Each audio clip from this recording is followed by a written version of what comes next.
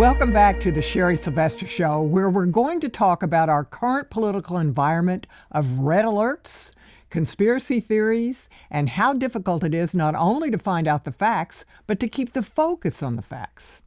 My guest today is Konni Burton, a person who has gone where no woman has gone before to get us news that is based on what is known to be true. Konni is the founder and CEO of The Texan, a statewide political news organization she launched in 2019 with the goal of providing readers with fact-based news regarding issues, policies, elected officials, campaigns, all of which is hard to get the facts. Previously, she was a grassroots activist who worked on numerous campaigns for local and state and federal races. Konni then went on to run for office and was elected in 2014 to serve in the Texas Senate, representing Tarrant County, where she was a valiant fighter for taxpayers and worked in the early wars to end taxpayer-funded lobbying, a war we at TPPF are determined to finally win next session. Konni, welcome back to the Sherry Sylvester Show. Thank you so much for having me on. Konni does a hot take. Yes. Every Sunday. And when I read you talking about crisis politics and constant red alerts, I thought I have got to talk to you. When did you first notice this phenomenon? I mean, we didn't always. No. It wasn't always red alert. Right. I think some people might argue that, media has always been that way. And certainly media has tended to be that way because what is the saying? If it bleeds, it whatever. If it bleeds, it leads. If it bleeds, it leads. That's it. So probably, it's always kind of been that way. But I tell you, I was part of this, very grassroots movement called the Tea Party. You might have heard of it. I have. Yeah. And, it was just all it was people like me who were very frustrated at, even though we had Republicans nationally in charge, we were continuing to grow government. And so a lot of people organically across the country felt the same way. So I bring this up because we had these where we rallies and things like that. And the next day I would read in the paper back in the old days, maybe 15 years ago, where you read the paper still. And it was like, that is not at all what happened at this rally. It was the way that it read was not only, kind of hysterical, but just flat out wrong. And so, through my politics and being in office and all that's why I started the Texan. And even since, 2019, when we started, I've noticed how much worse it's gotten. But my issue now is it's gotten equally bad on the political right as it has been on the political left. And, I could chalk it up to a lot of things, unfortunately. And, we blame social media for a lot of stuff. And while I love social media, I'll never get off of it, even though I have a love-hate relationship with it. Right. Because it does bring and you were one of the early people to employ social media. Yes. When you were working with Bruce. That's were one correct. of the first people that was I'm glad you brought that up because back in the day, we use social media, conservatives use social media to get people together, to work together, to help your particular candidate that you're working on or, issue that you're working on. It was like, wow, this is groundbreaking. We can actually pull people together across the state, across the country and work together. So it was a great thing. And I have great friendships that I still have to this day because of that. But slowly, and then all of a sudden, as most things happen, it just, more and more people got onto social media, and of course Twitter, which is, where most political people are, is Twitter, and people have they're using it now not for good political purposes as they claim they are, but rather for themselves. They want to be somebody in politics. They want to earn money on the back of politics. There's lots of different reasons, but they come in saying, I just want to help this issue or that issue, or, help this candidate, but then they become part of the propaganda machine as well. And it just, and the way that you keep followers, you keep those likes and the retweets and all that, is by just continuing to be more outrageous, unfortunately. And so I see that it's both the political right and the political left, and not just politicians. It's average, everyday people. It's people who say, I am an independent journalist, and and all they put out is just outlandish, ridiculous propaganda.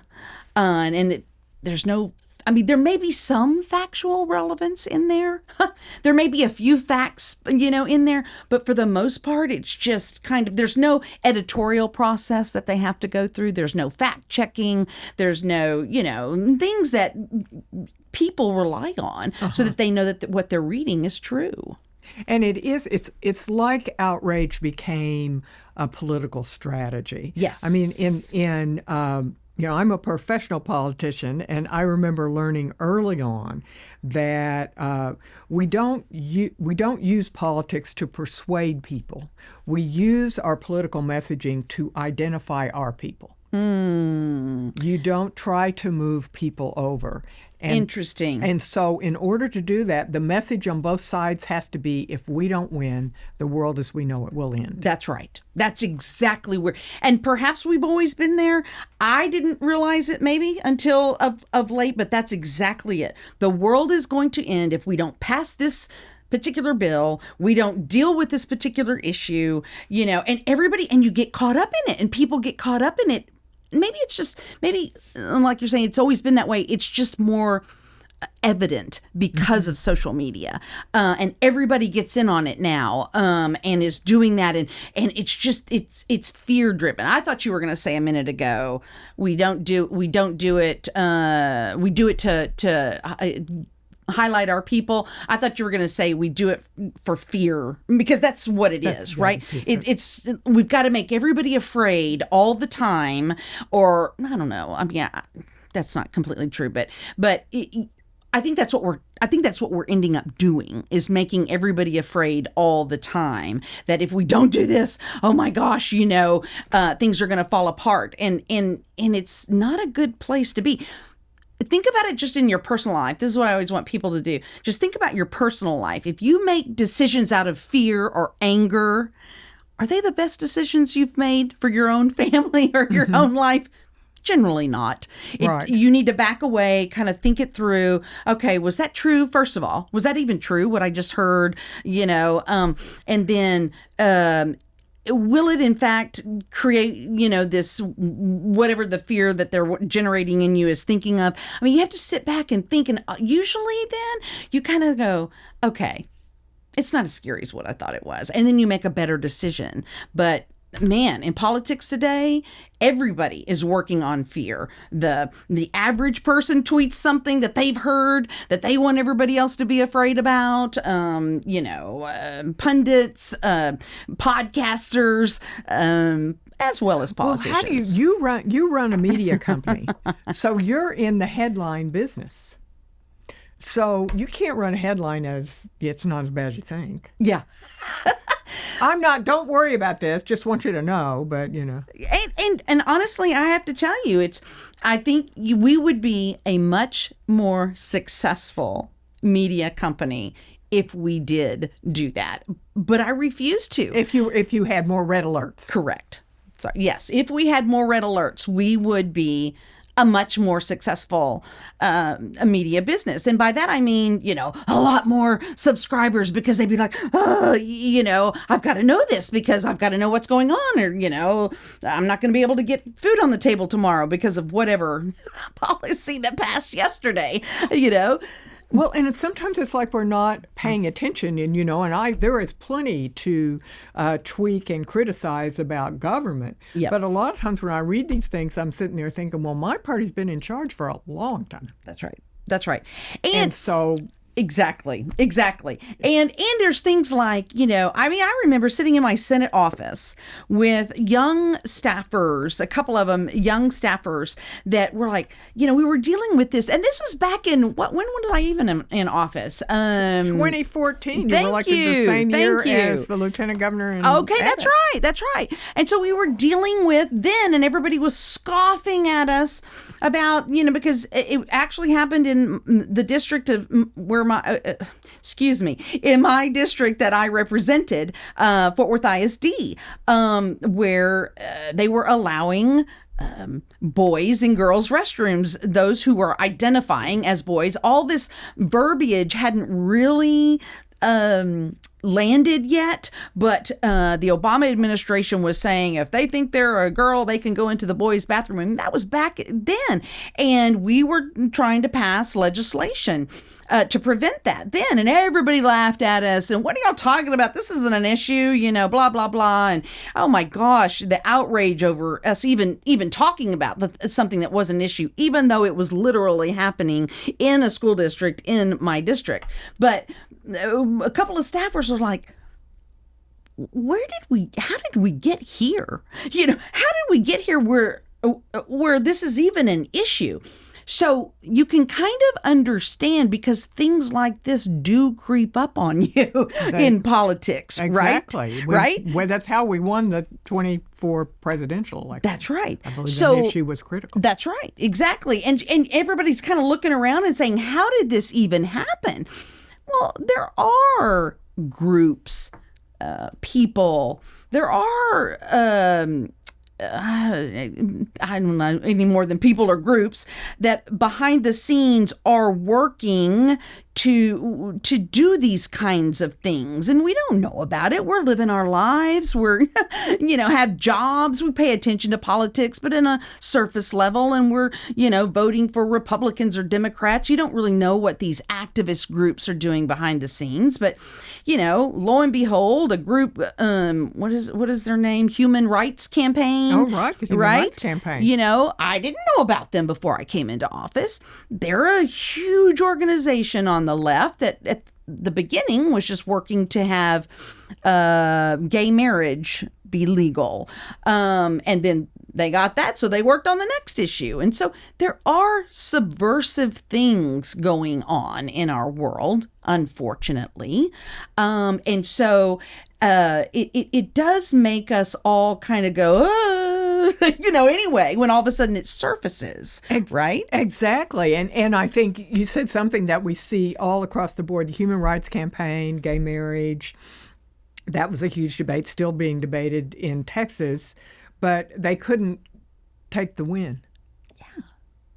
Yeah. They couldn't take the win. That's and so exactly now right. You've got, if you read, I try to read a lot, got a huge blowback from gay people and lesbians saying, wait a minute, what happened to our organization? You guys are only standing up for trans issues, which are not our issues. That's right.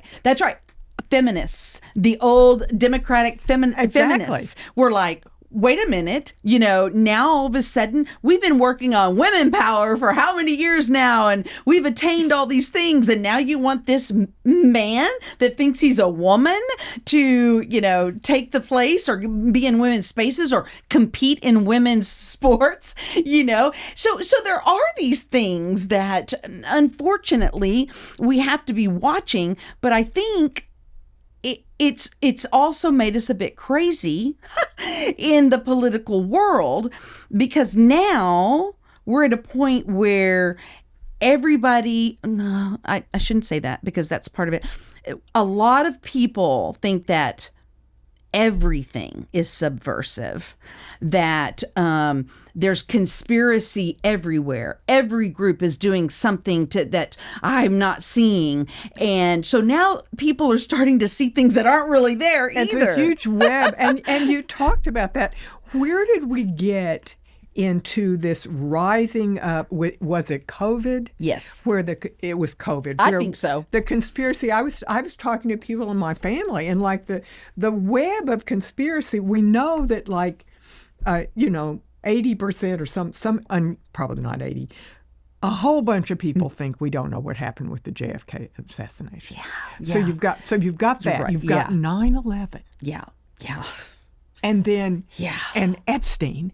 Yeah. Everything woven into that, and then so and again, social media, people can take these bits and pieces, and if you don't have the other side saying that's not true, that's not how that happened, these are the facts of that, it sounds very plausible. When somebody that isn't truly trying to get the correct information out, that sounds plausible. And so it just kind of drives people to believe these conspiracies about things that shouldn't be conspiratorial. Yeah, when you learn that they just made up 6 feet apart. Yes! They just made that up. And we've got those little stickers in every building. Yes! And you look at that, and I was thinking during the State of the Union, that makes the story that I think people missed when Trump said we're not going to allow stock trades in Congress. Nancy Pelosi's not going to be happy about this. Yeah. That's really not much of a story. And what they've learned is that there's a big, I'm not saying everybody, a lot of insider trading going on. Absolutely. In Congress. Absolutely. That is something about what we should be outraged. That's right. And that's what worries me, is that there's so much outrage about so many things that people shouldn't be outraged about, that the things that we should be fall to the wayside, and are not dealt with in the proper manner that they should. And in politics, that's very important.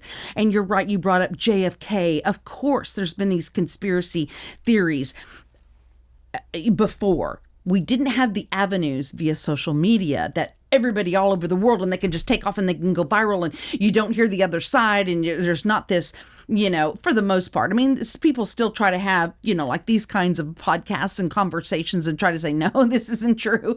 But the speed at which something untrue can go around, what is the saying? Go around the world before you can get your pants on. Right, yeah. A lie can get around whatever it is. Is quite amazing, now. And you brought up COVID. I do think it just went in overdrive. The conspiracies, the false reportings, oh my God, everything is a tragedy, or you're going to die, or that kind of. It was during COVID, because first of all, nobody could do anything for at least 2 weeks, for a lot of states a lot longer. So people were just kind of at home and on their computers and talking, But there were people, that tried to tell us things during COVID that we could see with our own eyes were not happening or were happening, right? There was definitely this level of elitism from many in either the political world or, even within the bureaucracy of politics, science that, were saying, you have to believe this and this is the only way. And there was, again, no nuance. There wasn't, well, this isn't affecting me this way, or I'm not seeing that happening here on the ground. It I think really made a lot of people bonkers, and rightly so, frankly. I'm kind of one of those that still says politically, the people that, did all these dictates and, said you were going to die if you didn't do this, or if you did do this, and, which, again, there's nuance. Things are not always one way or the other, it isn't. And politicians never really paid for that. And people, are frustrated with that. And so they're like, look, this happened, this politician did this to me, and it's turning out that this isn't true, or it is true. And so again, people are now looking for things in other places that are not there. And we're just not in a good place politically, I don't think. Well, and you talked about, and I want to go back to the fact that you run a media company. Yeah. You talked about the conspiracies on the right. Yes. And, I was looking at two of our biggest exporters of conspiracy theories. And if they have fans, so be it. Tucker. Yes. Free Press did a look at what he does. They have shows, but when they launch a conspiracy theory show, it ups their views in the millions. Horrific. On Tucker's show, an ad on YouTube costs $163,000, and you have to guarantee a $500,000 buy on his show. Almost all conspiracy theories, $2 million to $10 million sponsorship costs. He has 6 million subscribers. More people watch Tucker than watch Fox News. More people watch Candace Owens than watch Tucker. Oh my! She made boatloads of money on her long series trying to prove that the wife of the president of France was a man. Like, I never figured out why we cared. Exactly. And then, of course, she moved on to, bless her heart, Erica. Oh, right. Yeah, her new show I saw is all about her, and I don't even know, because I have her blocked so that I don't see this stuff anymore, because it's so disgusting. I get so put out with the garbage. People are seeing it. Yes. And this is how they're making money in your business, and you have tried to come up with a new business model. That's right. So here's people. It's interesting, and I think, and I'm probably wrong here, but I go out and to different groups. They ask me to come and speak, and I come and speak about the Texan, and I talk about how, listen, we're for less than $20,000, I bet. Yeah. Yes. That's what Tucker charges. And I'm happily surprised at how many people are saying, oh, thank you, Konni. Because it's so noisy out there now, because there are so many more avenues of getting information, and people now are just like, I don't know where to go to just get the news. So, I always say, we want you to make up your own decision. If you're a podcaster or a media organization or a so-called independent journalists, and you're giving your opinion, you are, and you're wanting them to come up with a particular decision, you are a propagandist. You're not actually just delivering the news. I always tell people, I think you're big kids. I think you can make up your own mind. And in a room, even if, let's say I'm talking to a Republican group, in a room full of Republicans, you and I both know, Sherry, that right. These people you can put an issue in front of them, and there's going to be many people that vary on whether they support or don't support this issue, or how to support this issue, or it's nuance. Everybody has nuance. So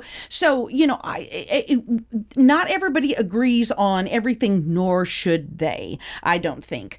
And so I tell people, we give you the information, now you make up your own mind. A lot of these media organizations, left, right, and otherwise, have an agenda. They want you to support this issue. They want you to support this candidate. They want you to support or not support. So they give you part of the information so that they lead you to the conclusion they want you to have.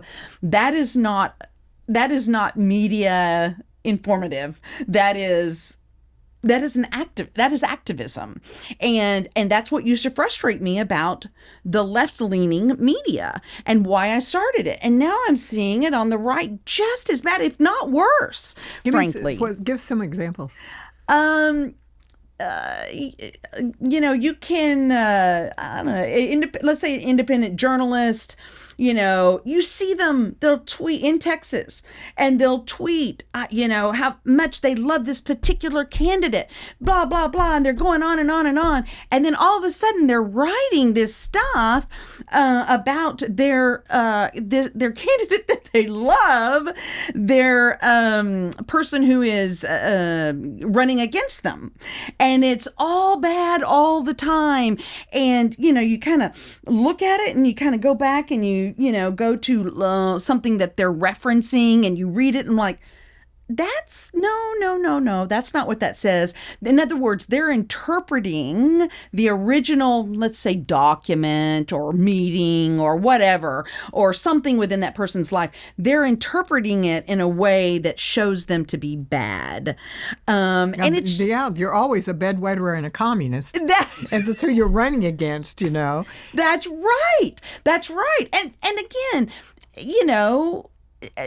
even the people, even if I disagree vehemently with what this person is trying to do and the candidate that they're trying to push forward and the candidate that they, don't like, I may not like this candidate either, but I'm like, but they're not, Satan, which is what they're trying to make them out. Again, it's that, everything is either all evil or all great. And nobody is. Nobody is. And how does it, well, I have another thought about this in terms of your idea, your thinking that this is exploding on the right. Could it be that we just don't know how to win? There's an old joke about Republicans. It says that Republicans say that government doesn't work and then they get elected and prove it. And I love that. I don't know if I knew that. I love it. I think that we are coming off like a huge win in 24. We got the White House. Mm-hmm. We got the Senate. Mm-hmm. We got the House. We got lots of states. We had a president that just started writing executive orders for everything that needed to happen. And we immediately went after each other. Yeah. Yeah. Well, and exactly. And that's the thing. People are talking about how, and we've said this before, maybe even I've said it. I don't think so. Quoting myself. Yes. I'd like to say. We'll never win another election again, for so long. Republicans, we can't possibly. And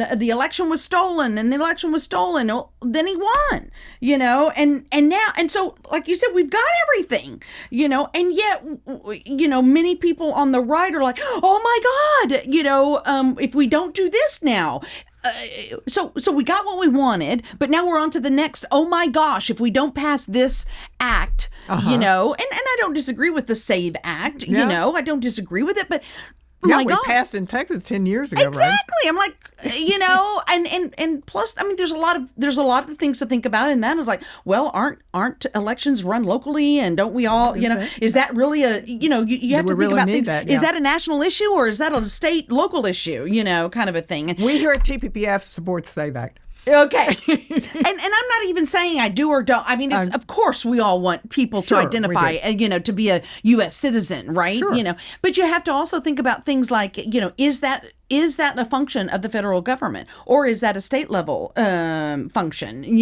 Those kinds of things. That doesn't mean you're against it or for it, but of course you can't say those kinds of things these days because, oh my God, she wants, illegal immigrants to vote. You're sympathizing with the Democrats. Definitely sympathizing with and you see what I mean? This is how it goes these days. Yeah. So again, we've got your model. Yes. And people are glad when they see you coming. Yes, they are. So I was going to finish. I go off on tangents, as you can clearly see, but people are really, they say, again, because it's getting so much worse with social media and so many more people in the, if it bleeds, it leads propaganda machine. People say to me, I just, thank you for what you're doing because I just want to get the information and I don't know where to go to anymore. Mm-hmm. And so I do appreciate that. And there is definitely a lane for us because people have proven that there is. They, we're obviously small. We are not as well known as I'd like us to be, but it is kind of amazing now versus 6 years ago when I go to a meeting and I was like, wait, what is it that you're running, the Texan? And now people, throughout the crowd are subscribers, and they already know us. So we're very glad for that.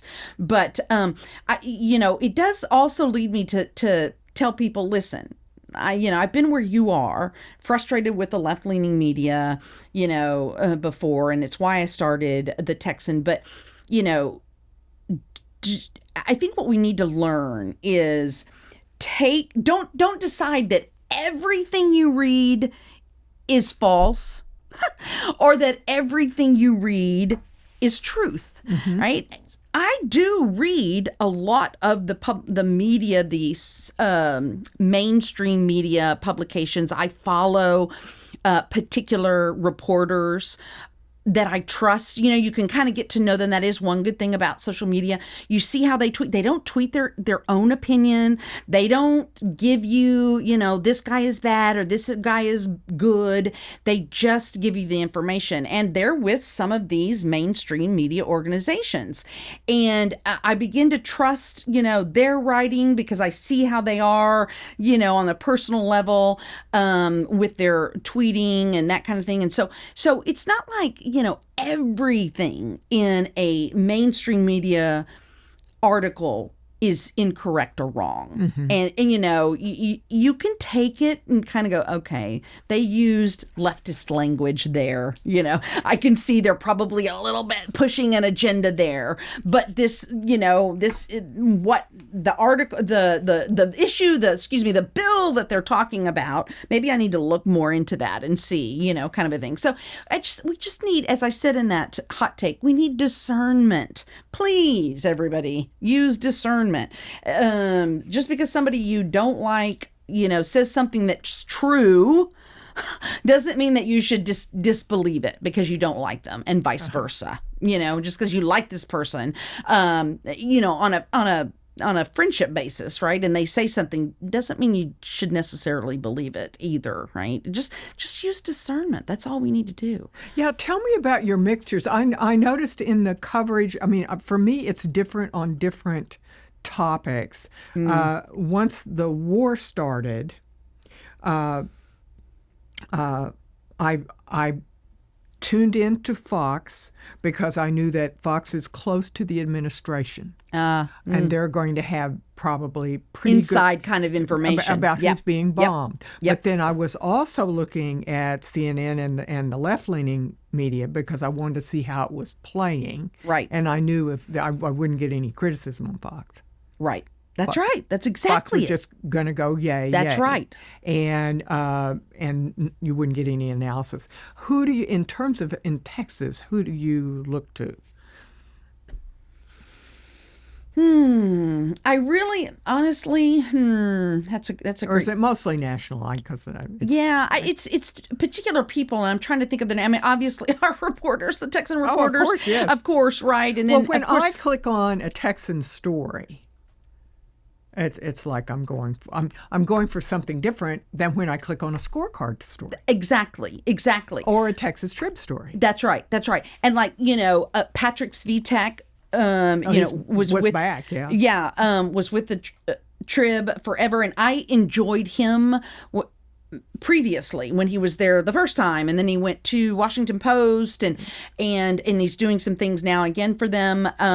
But he's another one that just tweets the information. He just gives the information. He doesn't give his opinion. He doesn't, and so you're like, I like him. And he's not trying to convince you of something, which is and occasionally I'll see it or hear it in some people that I trust within political reporting. Another reason why I started the Texan is because I saw so much of what happened is the activist language on the left became mainstream in the left-leaning media organizations. So things like, for instance, gender-affirming care. Right? And this is what I tell people. An afternoon at the spa. Exactly. Gender affirming care. Well, that was language by the political left. That's how they began describing it. Well, the media picked that up and started using that. And that's when they're like, because gender affirming care, to those of us on the right, and frankly, a lot of people who are now on the political right, who used to be on the political left, because they too, as we started this podcast talking about, there's a lot of people on the left that were like, what is going on? What is happening? People in the Democratic Party were saying, what's happening to my party?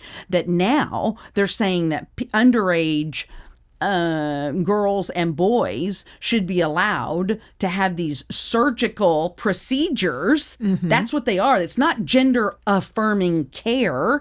It's surgical procedures. Right. And we use language like, we'll talk about a surgical procedure. We have a particular, now I can't think of it all of a sudden. So we don't use the AP language book in some cases like that, because that's not describing what it is. People need to understand, and we're not throwing out red meat, right-wing talking points either. We just want people to understand what it is, because, I always say this too about abortion. Or was it reproductive health care? Was what the left called it forever. And always the media would call it reproductive health care. And like, what does that mean? What is reproductive health care? That just, to you and I, that means, making sure, it's a doctor's appointment on a very different level, right? Right. Absolutely. I won't go into it, but, it's very different. But it explained to me why the right was losing particularly young women, because they would see always in every media that they would ever watch is that Republicans were against what did I just call it? Reproductive health care. Right. Reproductive health care. Well, why would Republicans be against reproductive health care? A young girl that isn't into politics, Well, we're not against reproductive health care. We're against, or not against, but we think that, life begins at conception, and that abortion is, should be illegal, because we believe in the sanctity of life, and that is a life that has begun. And when you're ending a life, that's not good. I mean, again, this nuance when you begin to explain an issue versus calling it something that's, seemingly sweet and nice, people begin to go, oh, and just like when the left, people on the left were beginning to realize what this gender affirming care really was. And then not only was it that, but it was, also, we're going to let these people who believe, this man that believes he's a woman, also enter into women's private spaces, because again, I think this is where the right media has done well.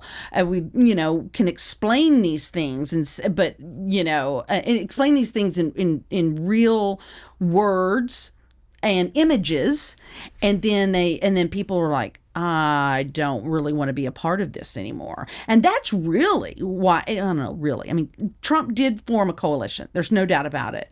And had it been anybody else, I don't know that this coalition of people that were moving away from the left would have voted for whoever the other presidential nominee might have been. I don't know that.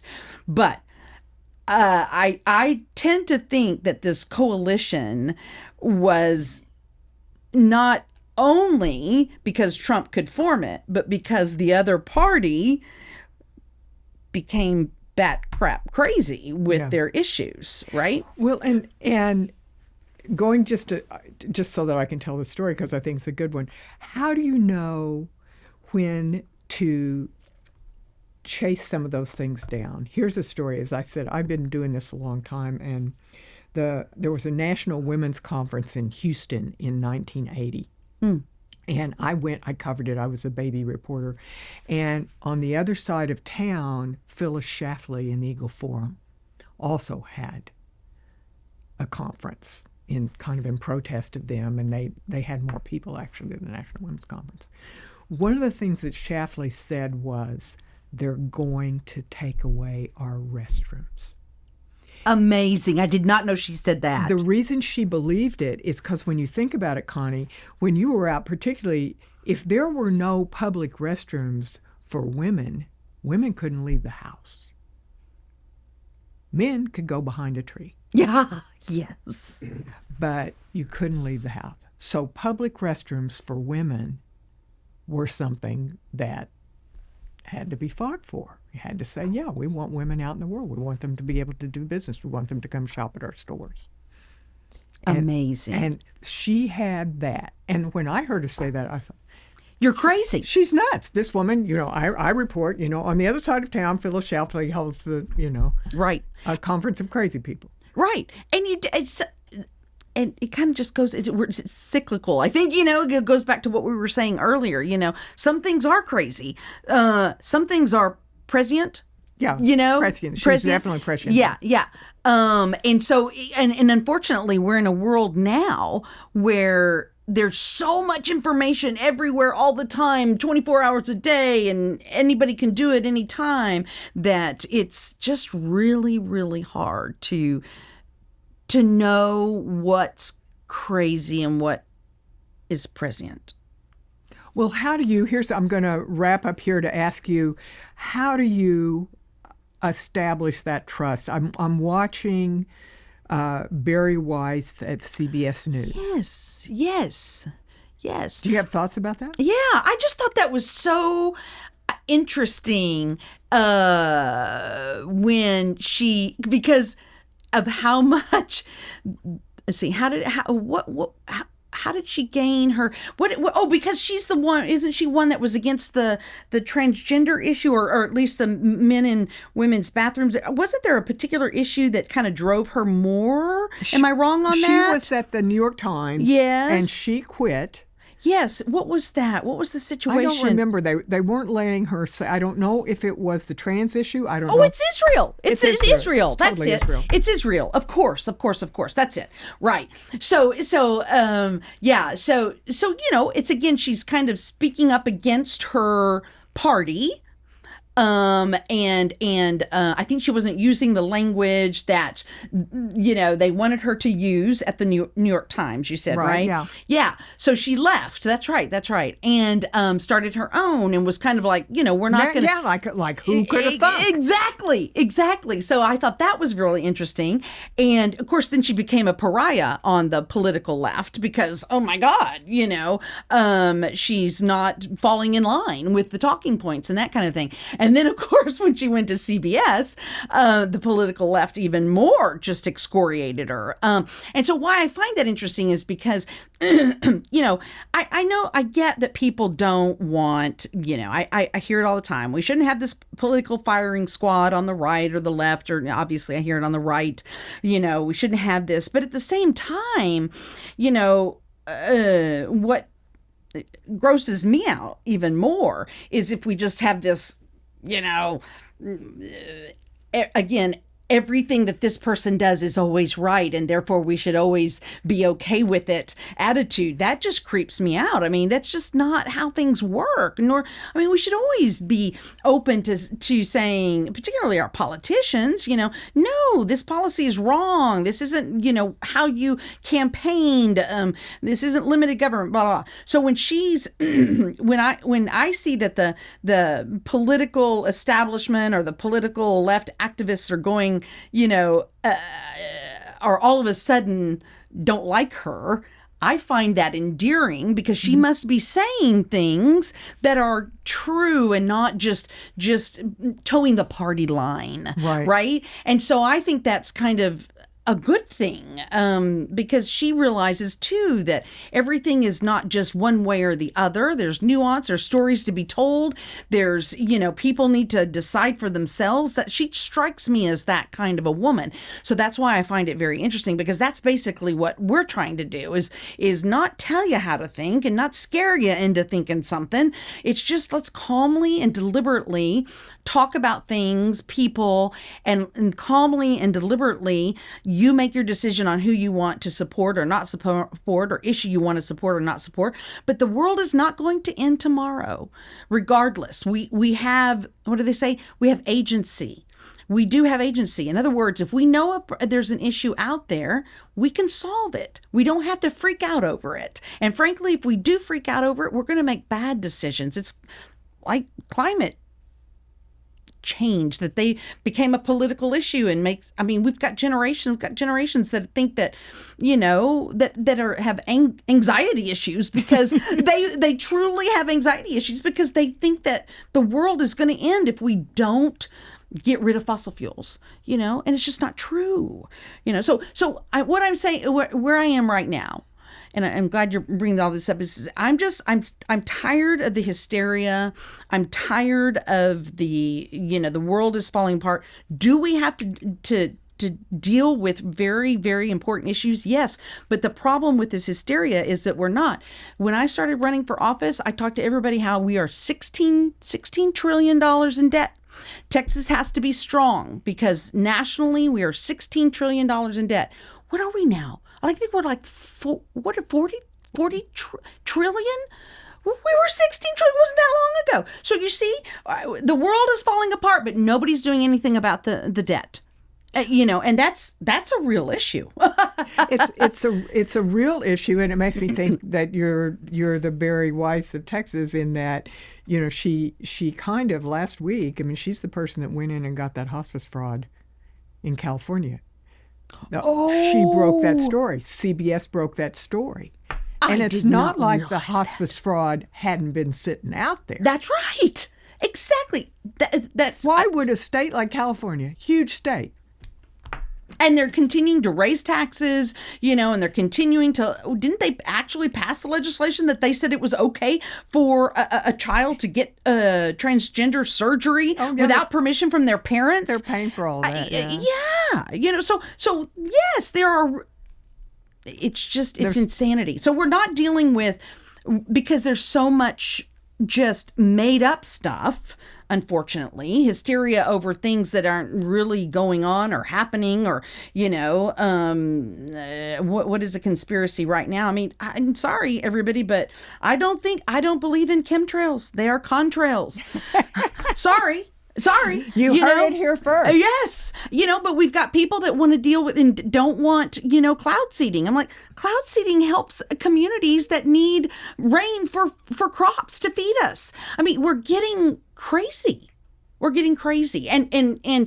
stop this degrowth stuff and let's deal with the debt. Let's deal with limiting government, all the things that we supposedly are supposed to be doing, but we aren't doing because everybody's going, we've got this, that, and the other. And, it's people can't keep up with it all either, right? Myself included.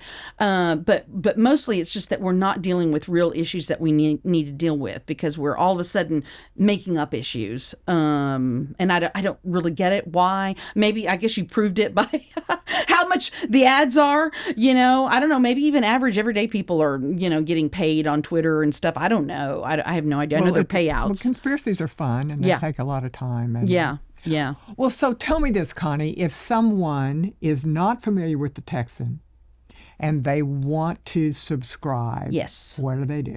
So they go to the Texan.news, which is our URL, Texan.news, and you can just take a look at our, everything. We've got not only daily reporting, we have newsletters which are a little bit more in depth on topics like education. We have a legal newsletter, various other ones. So we've got those that come out weekly and some monthly for newsletters. We also have video podcasts. We've got things for elections like the War Room, which you can go to. It's got a little tab at the top, which you can go to a congressional race and it'll take you down and it'll tell you who are in either the primary election or the runoff election or the general election. And so we've got a lot of information there. And there's a little red subscribe button up here in the upper right hand corner. We'd love for people to subscribe. It's just my my husband and I funding this operation. As anybody who owns their own small business understands, it's heavy and burdensome. But it's also because we want to do it. But I say this because I don't want people to think that we don't have any stake in it. We have a huge stake in this business, and the more subscribers we have, the more we can grow, the more we can report from different parts of Texas as well. So, well, you get what you pay for. There you go. And subscription models are actually becoming more prominent. Yes. And I would say to people, this is a good investment. This is a good investment. When you look at your morning news, the Texan is one of the first things that you want to be able to look at. Thank you. That's very kind of you. I appreciate it very much. Konni, thanks for coming over, and thank you all for joining us. You can subscribe to the Sherry Sylvester Show at Apple or Spotify or wherever you get your podcasts. We have some great guests coming up on the show, so follow me on X at Sylvester1630. I'm also now on Substack, so look for me there. If you want to receive my 9th in Congress op-eds, including my weekly Winners and Losers newsletter, you can sign up at the TPPF website, www.texaspolicy.com/9th in Congress. See you next time.